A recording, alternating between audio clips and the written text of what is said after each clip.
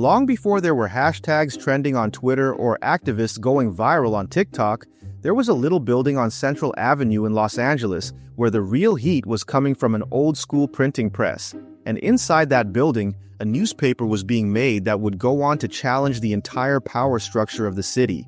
It was called the California Eagle, and it wasn't just some neighborhood bulletin or community calendar. It was a straight-up force of nature. This was a paper that pulled no punches, called out systemic racism by name, and exposed dirty politics and police brutality when everyone else was too scared to even whisper about it. If the city of LA had secrets, the Eagle made it its mission to drag them into the light. And the person at the helm? A woman named Charlotta Bass, a name that should be as famous as any mayor, mogul, or media tycoon, because what she was doing, week after week, was pure fire. She wasn't just running a paper, she was running a resistance. The paper's roots actually went way back, like all the way to 1879, which makes it one of the oldest black newspapers in the country and the oldest on the West Coast. It started under the name The Owl, but eventually it became the California Eagle, and by the time Charlotta Bass took over in 1912, it was already something of a legend in LA's growing black community. But under her leadership, it became something else entirely, a weapon for survival. While white-owned papers like the LA Times were running society gossip and fluff pieces about real estate barons, the Eagle was publishing front-page exposés on redlining, racist hiring practices, and black families getting kicked out of homes they legally owned. This was journalism with teeth. Bass didn't believe in neutrality. She believed in justice, and she used the Eagle to fight for it every single day.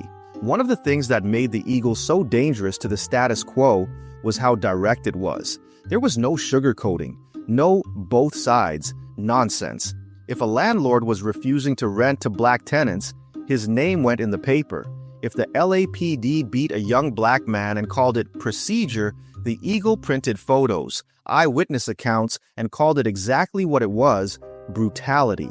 This wasn't just opinion writing. Charlotta Bass treated the newsroom like a courtroom. She gathered evidence. She put pressure on officials. She forced the city to respond, and it made people uncomfortable, especially powerful white people who weren't used to being held accountable by a black woman with a printing press.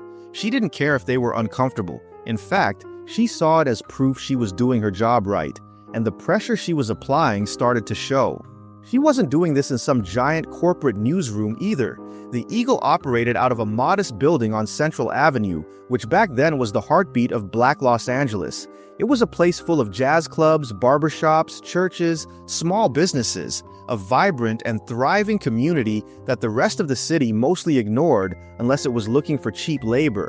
And right in the middle of it all was the Eagle, printing stories nobody else would touch. And it wasn't just Charlotta Bass behind the scenes. The staff was small but mighty, a team of reporters, editors, typesetters, and delivery boys who knew they were doing more than printing a newspaper. They were keeping the community informed and protected. They were building a collective memory, a record that would survive even if the rest of the city tried to forget. But Charlotta wasn't just a journalist. She was an organizer, a strategist, and a political powerhouse. She didn't just report the news, she made it. When the school board tried to block black teachers from working in LAUSD, she led campaigns to change that. When hospitals refused to hire black nurses, she showed up at city council meetings, wrote scathing editorials, and rallied the community. She supported union organizers, spoke at rallies, helped defend the wrongly accused, and even hosted forums for young black entrepreneurs. She was the kind of person who didn't wait for someone else to fix the system. She rolled up her sleeves and got to work, with her pen, her press, and her voice. And then she made history. In 1952, Charlotta Bass became the first black woman to run for Vice President of the United States on the Progressive Party ticket with Vincent Hallinan. And let's be clear, this wasn't just symbolic. She was serious. Her campaign platform included civil rights, affordable housing, anti-police brutality reform, and demilitarization, stuff that's still relevant today. She knew she wouldn't win, but she didn't care.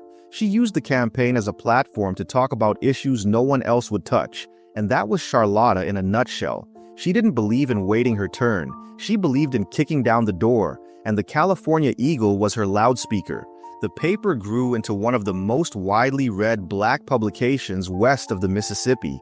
People read it in barbershops, in churches, on their front porches. Even black soldiers stationed overseas during World War II wrote home asking for copies, because the Eagle was honest, it was fearless, it was home. At a time when mainstream media was either ignoring or distorting black life in America, the Eagle was telling it like it was, not just reporting the pain, but also celebrating the joy, the weddings, the graduations, the victories, big and small. It reminded people that their lives mattered, even if the city said otherwise. But like a lot of independent, community-powered institutions, the Eagle struggled financially. After Charlotta retired in 1951, the paper changed hands. And while the new leadership tried to keep it going, the political fire started to dim. The 1960s brought new challenges. Television was replacing newspapers, and advertising dollars were drying up. The Eagle published its last issue in 1964. No farewell tour, no huge tribute, just gone. And with it, one of the fiercest voices LA ever had went silent. And most people today have no idea it even existed. There's no street named after Charlotta Bass, no monument for the Eagle, no national holiday, just a few scattered archives and the memories of people who lived through it. But the impact, that's still here. Every time someone calls out injustice in LA, every time a black writer demands accountability from the powerful, every time a neighborhood fights for its own dignity, that's Charlotta's spirit still working.